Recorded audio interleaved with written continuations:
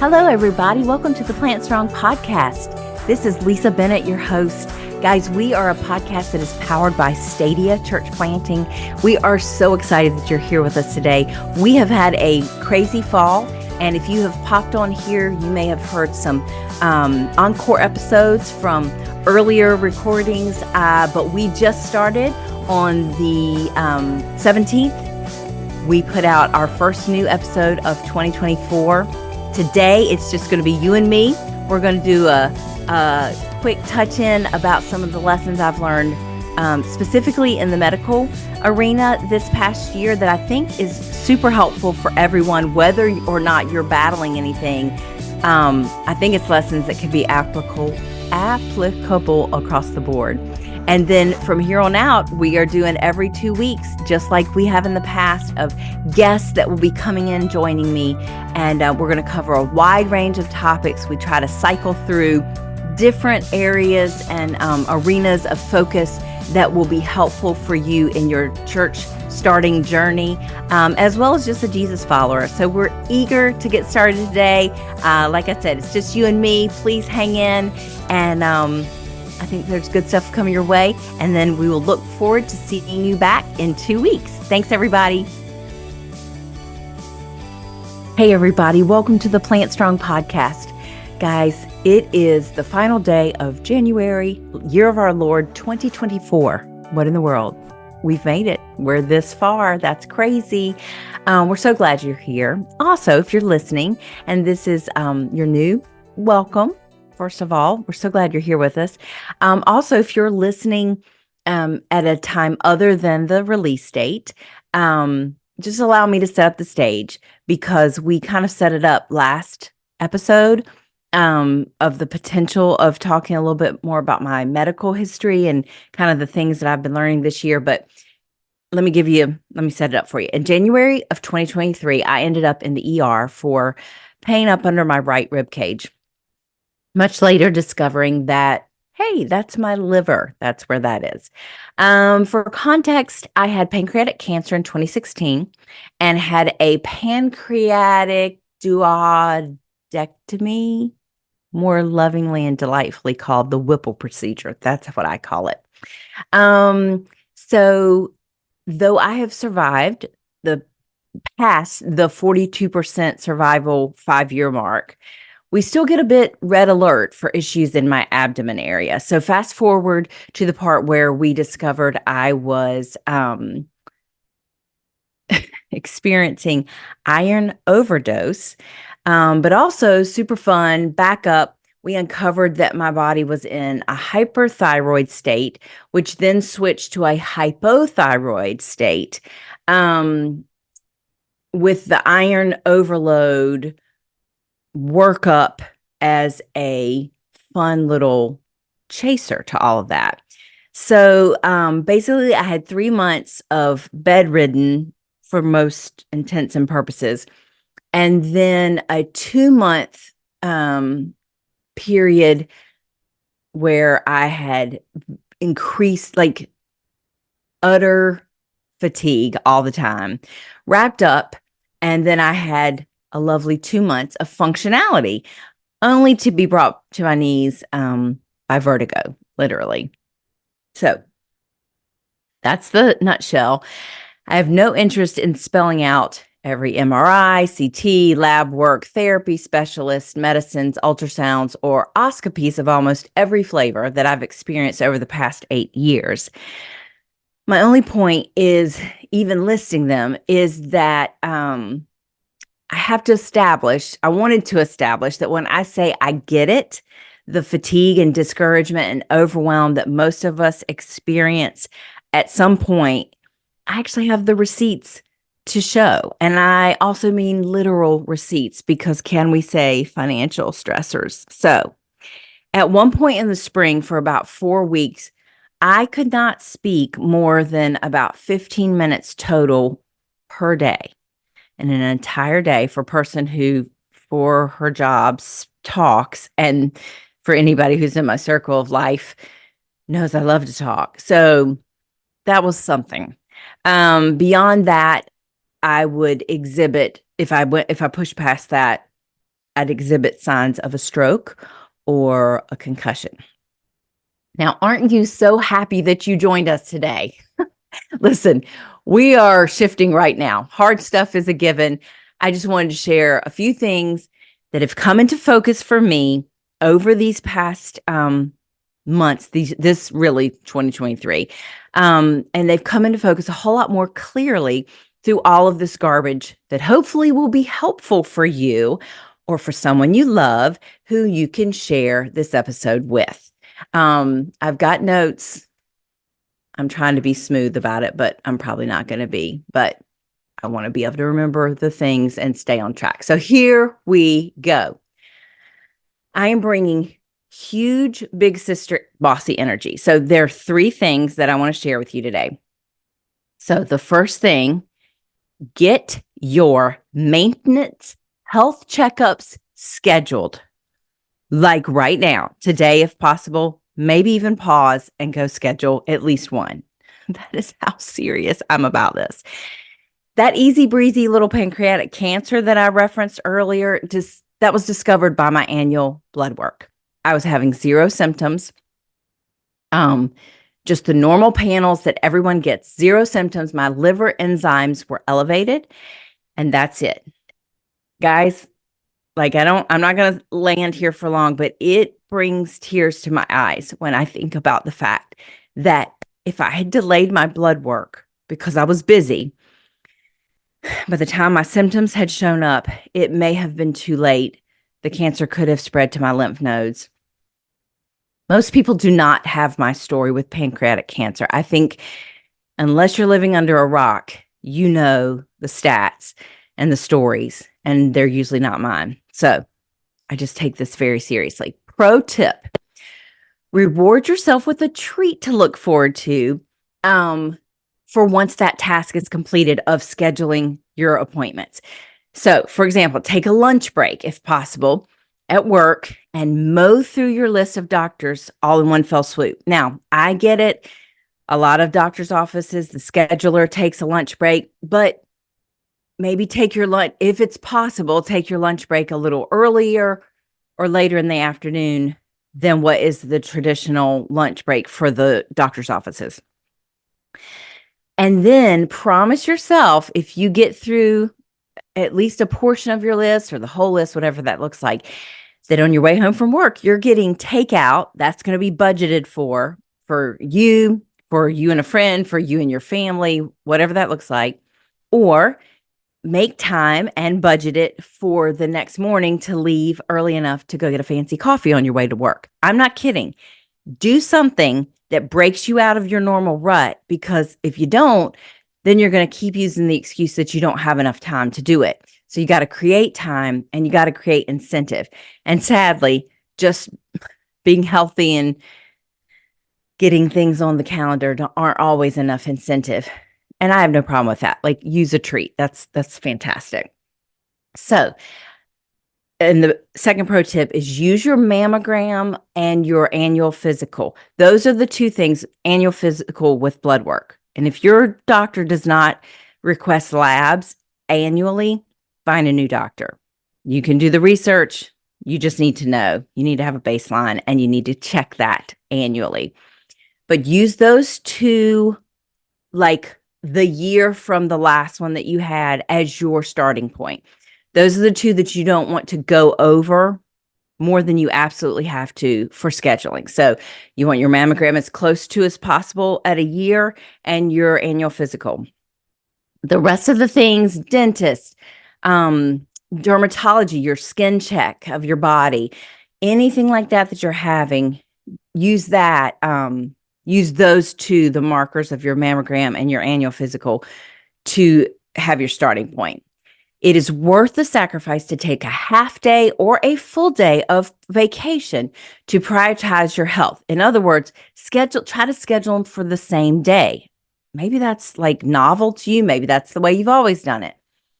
That was not the case with me. I kind of scheduled them throughout and then got on a rhythm of, from whenever it was a year for the dentist, whatever, or 6 months. I know that this is not as simple and straightforward as we wish it were, But I'm telling you, it's worth at least clustering multiples. Maybe you can't, maybe it's just not even realistic to get them all done in the same day.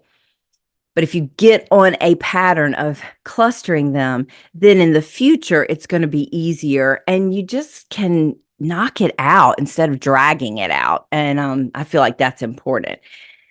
Now, also, I want to make this caveat very clear. I know that some of you may not be able to prioritize scheduling appointments, going to the doctor, for reasons of resources, access, support system, or other barriers.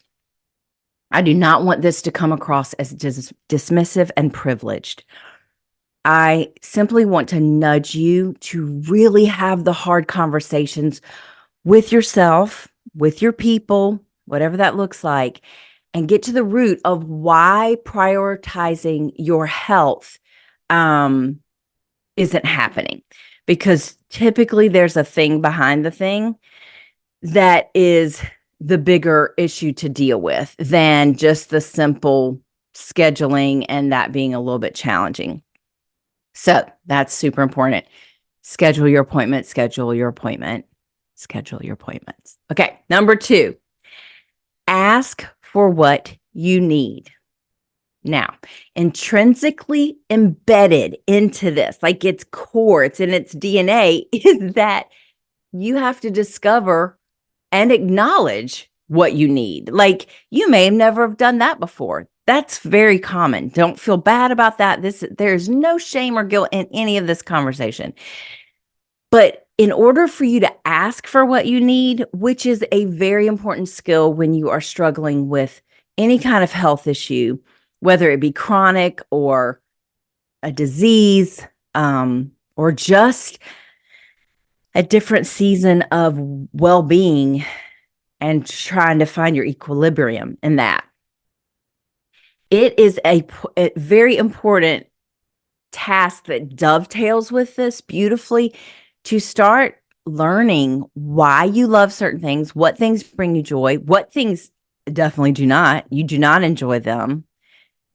This is a really exciting piece of it that if you've not kind of dipped your toe in that yet, this is going to be a good opportunity for you to do so, a good nudge. So once you are in that process, which is it is a process, it's not like a finish line thing, but like the more you start to know what you need, what things matter to you, then in a time of sickness or disease or issues that you're trying to sort through medically, you have some sturdy foundations that are going to bring you joy and going to kind of keep you hopeful and have something to look forward to. But then to skip back into the medical arena of asking what you need. So once you get better at that and you're developing that muscle, that is directly connected to you being having the best patient-physician relationship. Enter my medical notebook. So there are 7 billion different kinds of whatever. You can do whatever you like. I like a notebook that can fit in my purse. I like it that it has a pen that I can keep with it. I like it that it closes. I like it that it has a bookmark because then I don't have to scramble to find my place. And there's a lot of business up in here that I don't need just anybody. So at least this is a deterrent a little bit from reading and diving into if it were found. Guys, this is so important. I cannot stress it enough. Okay, so, and let me just explain, because some of you may have blessedly never had that much interaction with doctors and nurses, especially repeat visits and all the things. So, you absolutely will not remember to report all the things that you were confident earlier that there would need no way that you would ever forget to tell your doctor these things. I mean, it happens over and over. I've watched it with my parents, my in-laws. You think, I've been annoyed by this thing for so long, but you get in that office, they're kind of moving things along as they have to do. they're catching up. You're feeling good that day, so you completely forget to mention it. So, I 100% promise you that the thing you think you'll never forget, you 100% will forget, and you will not mention it. And guys, you know what it's like. Once you've been in there, then it's going to be communication through a voicemail or setting up another appointment, which is money, time, all the things. And don't even get me started on how to remember all the info your doctor downloads to you in the drive-by that they participate in. Now, listen, I love my medical team. I have had a phenomenal experience for 8 solid years, like with almost to a person, just ideal. And even with that, I'm not being snarky. They have, if you saw the expectations that are mandated upon the medical professionals for how many clients and or patients they have to see in a given day, then it all starts to make sense. It's really not their fault, but it still exists as a thing. And so we have to figure out a way. You're your own advocate and you're the one fighting for your health. So you have to show up ready, show up with your list. And I don't mean a diary where you are writing sentences of prose about how you're feeling or not feeling. I'm talking about bullet lists with dates highlighted. Go back in to your list and with a highlighter, maybe mark a specific thing that you really, really think is extra important that you want to make sure that you circle back to. Like, really make this work for you. So, mine is cute because that makes me happy, but just get something that's functional. If you don't mind a big one, take a big one and write in it, but like make it work and make sure you're going to always have it and not forget it. Now, here's more bonus content for you. If you suspect that there's the potential of some bad news. Now, you're thinking, well, Lisa, how in the world am I supposed to know this? I get it. If it's a normal appointment, maybe you're going to get bad news. Rarely, that's never been my situation. I'm in a normal appointment, something is flagged, and they say, hey, you know what? I'm curious about this. I'm going to send you for more tests. Well, that's your sign for, okay, this may end up nothing, but it could end up something. So on those follow-up appointments, please don't ever go by yourself. If humanly possible, find a friend, a spouse, a friend, good grief. I mean, a neighbor, as long as you're semi-close to them, doesn't have to be a best friend. But I promise you, if information is going to be shared in any capacity that could be jarring, here's what you're going to hear. You're going to sit down and you're going to be ready. You're going to have your notebook because you have listened to me and you've got your notebook. And they're going to say, I wish I had better news. And your brain is going to stop 9 times out of 10. Because our brains are beautifully built. They are built to handle incredibly stressful situations. And sometimes that involves kind of going blank and not, or at the minimum, not having the recall that we normally do. So your partner, friend, whoever is with you can be there to make notes and repeat back all the things that you forget. Literally, you will not remember them. I promise you. Please listen to me on that. And so if possible, take somebody with you. But that's only for like follow-up appointments. So don't freak out. But like, I promise you, it will be better if you have somebody with you for those things. Okay. So as far as asking for what you need about communicating clearly with your doctors and asking them, okay, to repeat and explain as many times as necessary. And I do mean as many times as necessary. Do not feel bad. Do not feel guilty or like you're dumb. This has nothing to do with age. You are not going to be able to remember all the things. And so just don't feel dumb about asking questions. They work for you. And that's not a snarky, ugly, prideful thing. That means they work for you. They're your doctor. That's what they want to do, is fulfill their goal of helping you to better health. It also involves making sure that you are being honest with your people in this season of overwhelm, whether it be, like I said earlier, disease or just an illness that's limited, or maybe you're going through a new season of aging, or there's a million things. Fill in the blank.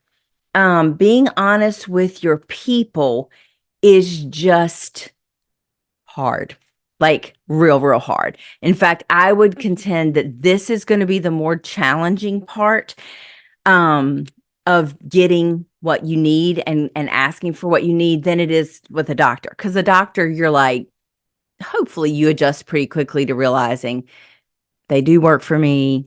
They're a professional. This is what I'm here for. But let's, for example, say that I've been in a stretch of underperformance. That's the understatement of a lifetime. So shall we say, basically in all areas, I can't drive. So no errands are being run by me. I'm dependent completely on the schedule of whoever is, helping me out, and the willingness of others. I am on day 7 in a row of a particularly heavy mental fog and utterly depleting fatigue. So just not thriving. And suddenly a friend pops in, either via phone or a text or in person, and asks how I'm really doing. Like, how are you doing, Lisa? Everything in me, and this I have lived, that I have struggled with this, everything in me screams to just keep it light. Do not tell them that you are forgetting what it is like to feel productive and you deeply miss the buzz that you got from that. Oh, and also, you despise the idea of becoming that friend, whatever that means, who always is struggling.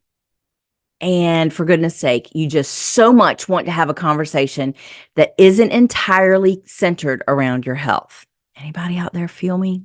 Like, wow, I have felt this on repeat every few months. I've had that struggle. So that friend has popped in whatever capacity. What do? You know what you do? You say that exact thing. Whatever it is that just flitted through your mind and you are tempted to hide, force yourself to say those very things. Do not, with no guard, no filter, say it, say the thing. Side note on this, you may indeed have friends who actually cannot handle all of this, and that will hurt. But you also will both survive. They have their loads to carry just like you do. And that friendship may have only been for a specific season. However, I promise there will be friends and family who can handle it. I mean, it may be a small number in certain seasons, very small number, but they can handle it. And they may have been praying for years for a friend who they could be that honest with. Here's the thing.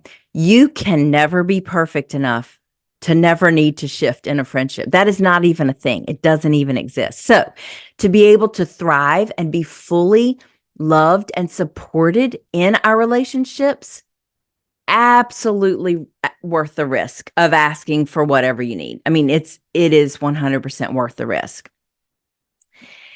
And I cannot emphasize enough, it is such a gift to know that your people are being honest about what they need, because often when you've needed for so long, that little voice in your head, or at least in mine, can start convincing you they are so over you.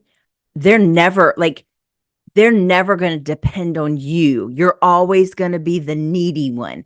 And they're going to other friends to tell them what's really going on in their life. And maybe that doesn't bother you, but for me, that's an integral part of my relationships with my friends.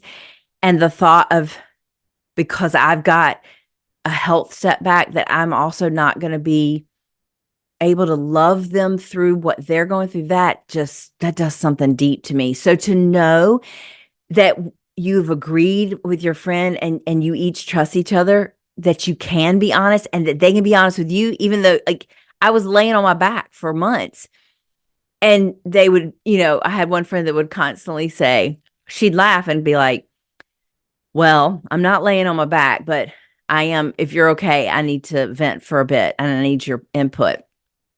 What a gift. Like it was a treasure to me and it formed our relationship in ways that nothing else had. So it's just beyond great.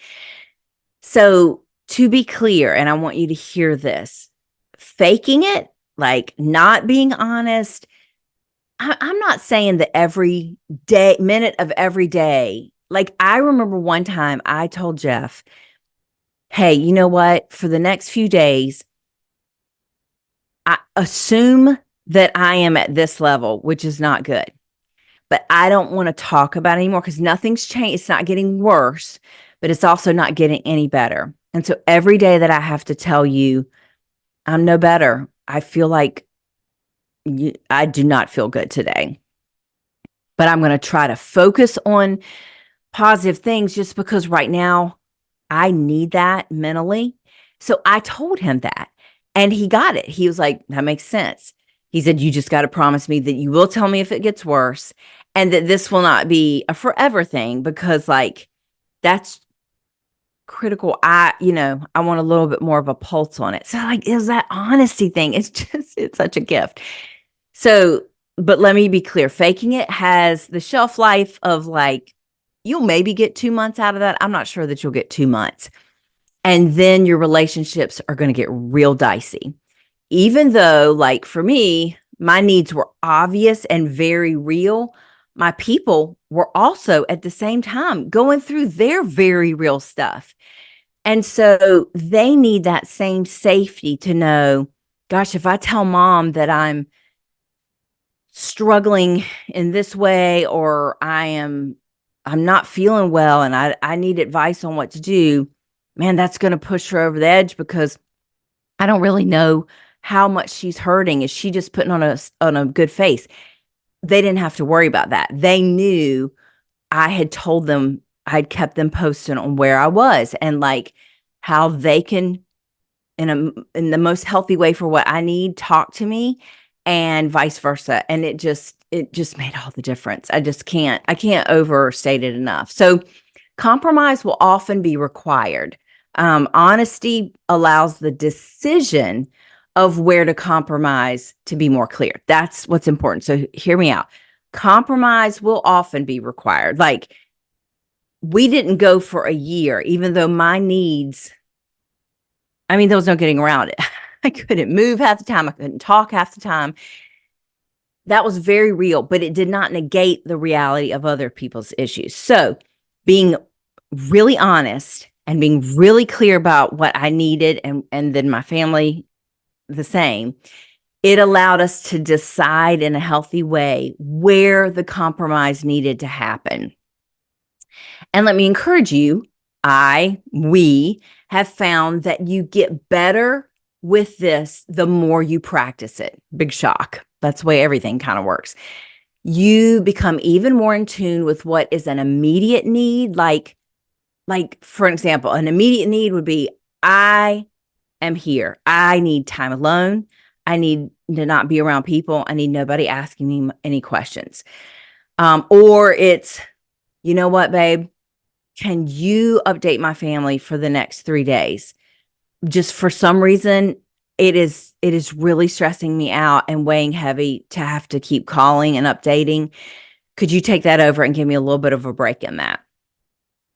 Versus something that was not an immediate need. Like, hey, if all things are equal, I would prefer on riding in the car, or going with you and going inside when I got better to do errands, but I can't drive still. So I'm dependent on somebody else.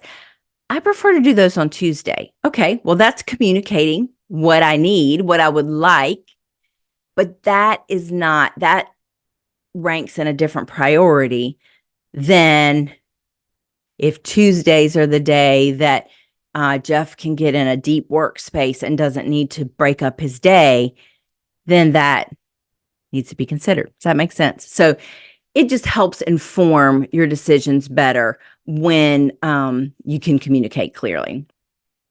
All right, last one, number 3. View your energy like a budget. All right, I referenced this at our last episode, which if you're not listening to this on release date, don't worry about it. Just go look for the Heidi and Lisa Reflect and Celebrate in January of 2024. And then the episode we referenced was Lumar Vargas, and you can find hers linked. But she, all credit goes to her. She's the one. I can't say I had never heard about it talked this way, but I'd really never dug into this concept until she was on the podcast. And wow, have I leaned into this big time over the past couple years? An absolute game changer for me. So, in case you didn't already know, friends, our energy is finite. There's not an endless supply of it. And it's each day, there's a certain amount given. And honestly, more accurately, we do not get a brand new, fresh, equally charged new dose each day. Many choices we make can impact our energy levels for days and weeks to come and possibly longer. And then you add an illness, injury, disease, mental health. It can just be a garbage dump of chaos trying to simply rise above it all, even long enough to formulate a plan. That is what feels so overwhelming so often about chronic illness or disease, which again, I pray that you have hung with us on this podcast. If you don't feel like a lot of this is applying to you, number one, I hope it never does, because I hope that you can go forward. You still need to do your annual checkups, but you're going to love somebody who is dealing with this stuff. So I really do pray that you'll hang in here with me, because I think this can help us love others better. Now, this is not a conversation about optimization. And that is definitely a bent I have had in the past. I'm always going to be by nature an optimizer in a sense. Like, I want to know that I'm doing something the very best way. But that has taken a much less prominent place in my mind and soul and body. And for lack of better words, I feel it's kind of gotten beat out of me over the past almost decade. So, and I'm not overly sad about it. I will still always reach for excellence, but the overarching theme here, when I'm talking about viewing your energy like a budget and like really being intentional, is not to get necessarily more stuff done. It's compassion, both towards others and also yourself. And you'll find later, I think that results in getting the things we want to get done, that we prioritize getting them done more consistently. But the compassion piece, let's hang here for a second. In fact, if we don't strengthen our compassion muscle toward ourselves, then I pretty much guarantee that at some point, your compassion toward others will atrophy. It will just dry up. You can't keep pouring out when you are depleted constantly. Writer and therapist Andy Kolber says, honoring the capacity and pacing of those around us is a way to affirm their inherent dignity. Honoring our personal capacity and pacing is a way to affirm our own. So really let that settle with you for a second. She goes on to remind us that this is what Jesus taught, to love our neighbor as ourselves. I think we're getting better in recent years of having this conversation of how those were not words that Jesus just shot out there unintentionally. He meant it when he said love our neighbor as ourselves.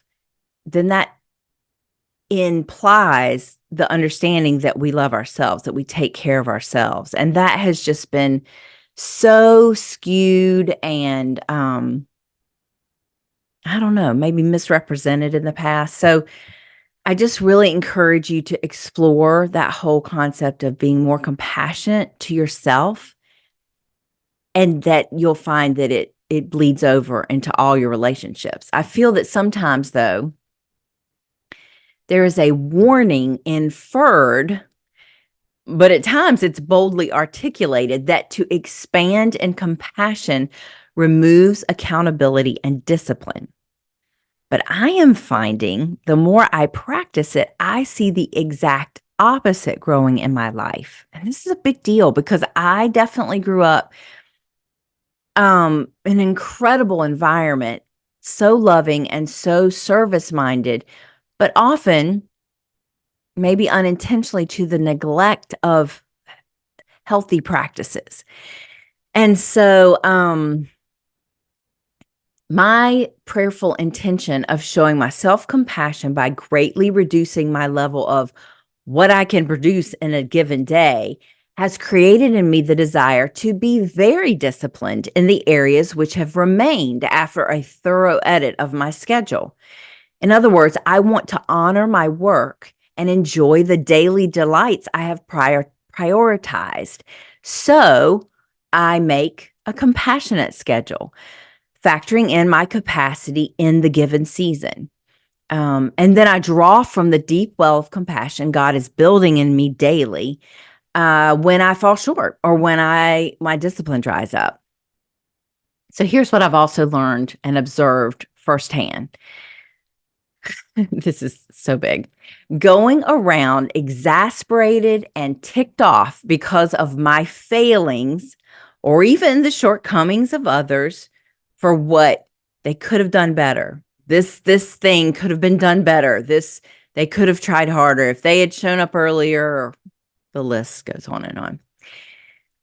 Even the shortcoming of others makes exactly zero things better. Me flustered and just putting out that energy makes nothing better.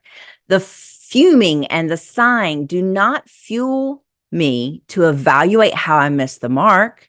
And it certainly doesn't inspire others to refocus or try a better way. It's just annoying. Let's be honest. It's annoying and bums everybody out with no positive yield at all. Like, I can see none. Now, I'm not talking about constructive instruction. I'm talking about whining, overwrought exasperation. Hello, it's me. I mean, really, guys, I really need us to get a grip on this. We're not going to be perfect, but fuming and stressing out about it is not producing the outcome that we were disappointed that was lacking in the first place. Like, it's just kind of a weird, vicious circle that's still not getting us to where we want to be. So let's get practical. Now, this is most definitely not a sponsored ad, though I would be happy to do so, Panda Planner people. Here's my energy daily budget. So I went with pink again. Guys, I'm actually a red girl. Red's my favorite color, but I just wanted bright and happy. So this is Panda Planner. I don't know if this is going to be backwards. I think it probably is. But the important thing, so there's 30-minute chunks. Don't get too caught up with all the other things. It's like today's priorities. I like that. I like a top 5. You don't have to fill out all of them. So here's the thing. That may be confusing because you're thinking that I like super intense goal setting and like writing out every detail and tracking my goal setting, all the things. That actually is, in fact, quite the opposite of me. I mean, like, total opposite. I've always said that I'm not into goal setting. I don't do New Year's resolutions usually. So hear me out on this. I I had an epiphanal moment years ago with one of my favorite TV shows, Madam Secretary. So I realized that each morning when the Secretary of State got off the elevator, her assistant was there waiting for her with a one pager with her, just like a overview of her schedule of the day. And one time when I was watching, I caught myself physically relaxing with that scene. Like my actual shoulders kind of released and something flowed through my body that I did not recognize, like peace and, oh my gosh, calm. And I was like, what in the world? And the first thing that popped in my mind was, man, what I would give to have somebody meet me each morning with a snapshot, a one pager of what my day looked like. Now, you may be laughing hysterically thinking, Lisa, did it seriously take you till your late 40s to realize the rhythm of a daily schedule? And I would answer you, yes. Why, yes, it did. Here's the deal. I had always thought in terms of one big square for the whole day because I did not like the thought of racing, having those tiny little increments of time and thinking, I will lose my mind and it will make me feel so defeated before I even get started that there is something I'm responsible for and I'm improving and every, 30 minutes. Then I finally learned recently that the 30-minute blocks are actually a lot of relief for the way my brain works. Again, I'd spent a lot of my years trying to be like other people. Like I thought, if this person's life looks from the outside like a productive, joy-filled, Jesus-centered life, then I need to attach every little thing that they do to my day-to-day. And then I will magically end up like that. Never stopping to take stock in how I'm wired, what things make me feel unmotivated, just all those things. We've talked about that before on here. You know how important that is to me, how strongly I feel about it. So this was an actual relief for the way my brain would work. And to be clear, the switch was to realize that some of the lines in my schedule said things like rest, scrolling IG, like fun. That just, I know that sounds so basic, but I really was not paying attention to how motivating that is for me. And that gave me stuff to look forward to, which is also very important for me. I don't have a short attention span. I can watch a crazy long movie, but you better engage me. And so if it's just left to me and my thoughts, I am all over the place, darting. So the nitty-gritty of the small blocks of time gives me tons of positive feedback. And you best believe I write in stuff like eat lunch and get dressed and the like. That is how I'm wired. You may laugh at that and have no need, and that's totally fine. But you know who I'm an expert on? Me. I'm an expert on me now. And that's what I want for you. I want you to become an expert on you. And the dividends that pays in all areas of your life is just astounding. So also regarding energy management, because that's what this third part is about, treating it like a budget, knowing you have limited amount of energy each day. So that was the other piece that I didn't understand in my younger years about those schedules that were like lots of things on the list. I was thinking of as like, that is however many 16, 20 slots a day of like stuff that I'm required to do, as opposed to being more aware of what part of the day I'm most productive, when I know I'm going to have a slump, and I can plan ahead for that and then not feel guilty because I know I've worked that into my day. And I know at certain jobs, you do not have like you've only got so much control over it, but you can be super intentional about your after work hours or your lunch break, or even the way you cluster your tasks that you're working on during your workday. So you're still at the office, you're still in your space doing work, but which kind of work you're doing at a certain time of day, it makes such a difference for your energy. I could talk for days, which I'm not gonna, but that is just important. So one more thing that helps me, I'm a visual learner. And so I hope this is as helpful for you. So think about a chef's kitchen. There are entire chapters written about professional chefs and their obsession with efficiency in their workstations.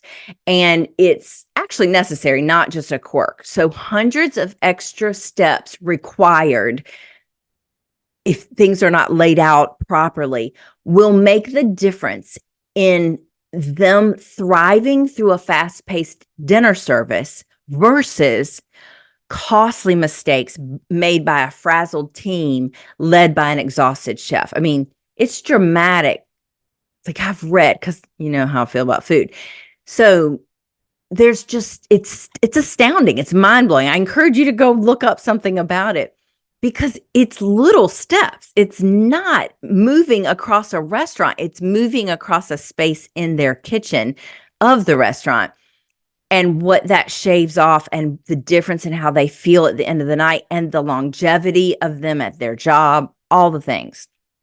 So I love a great restaurant, but trust me, your day-to-day management of your health, your limited, emphasis on limited health and energy resources are much, much more vital than any fantastic restaurant and the benefits of that. Yeah. To learning what motivates you, what drains you, times of day that you're more effective. Just get something. Do not get a Panda planner if that, like, it has taken me, I'm 50 and I just finally got one, but I learned about it last year, but I was like, I still don't know, but it has really it gives me a great motivation for how I'm wired. So just talk to people. That's the beauty of the internet. Internet can be a cesspool and it can be an insane place of overstimulation. It can also, if you're intentional, be an incredible training tool, and you can explore different ways to do that. But the energy management piece, I cannot say enough. And that is not about, yes, I'm 50. Yes, I have had chronic illnesses and all the things. It matters for a 18-year-old who is figuring out life as an adult. It matters for a high school student. It matters for an empty nester who is retired. It just, energy management and looking at it as a budget. You have a limited amount. Huge. All right. That's it, guys. Here we are. Those are the thoughts that I feel like have been just taking up huge space in my brain over the past few months. I hope that you have found this time spent together today helpful. That's really all I want for you. Sometimes I hesitate on an episode like this because I'm like, God, I'm talking about myself and who cares? And like, if you feel like that, who cares, Lisa? Then go with God. Like, you have every reason to feel that way. But the only reason I share this is I hope some of the really hard seasons that I've been through, that I have learned some really important stuff. I'd love to save you the time and effort of sorting through it, because you're still going to have to put effort into it. Never going to be without effort. But man, if you could zip ahead on some of these things and figure out what your primary things look like, I'm so excited for you if that could come together. If you've been thinking a lot of this already, but have not pushed through to action, please use me as your permission. Like, play the cancer card. I don't care what you need to do to tell yourself in your brain, that Lisa is bossing you to do this because she almost died and has died, almost like thought she might be dying multiple times since then with health stuff. Like, it's just real. It's there. It exists. It's not going away for all of us. It's going to be something that is a part of our lives. And so I think that's a helpful thing to talk about among women and men. But there are some uniquely challenging things with women's health, as I've also perimenopause. I'm not going to dive into that today, but please make note of that, as there may be an episode later down the road that I can tell you that the vertigo that I have been experiencing for months may be connected to that. But just please start having conversations, because we are a whole package. We are not just our service to God. We are not just our heart of compassion. We have a physical body. The body keeps the score. We can sense stuff in our bodies and carry things in ways that impact our health. And sometimes it doesn't matter what we do. We just get a disease. We get cancer, something. It's nothing we did or didn't do. But I just think it's helpful for us to encourage each other. And if it helps to give you permission for me to remind you to do this stuff, then please do it. So I'm going to close with one more gem from Andi Kolber. Her books, Try Softer. And then she has a newer book called Soft Like Water, which I admittedly have not read yet. But Try Softer is just a game changer. So I'm going to close this out today.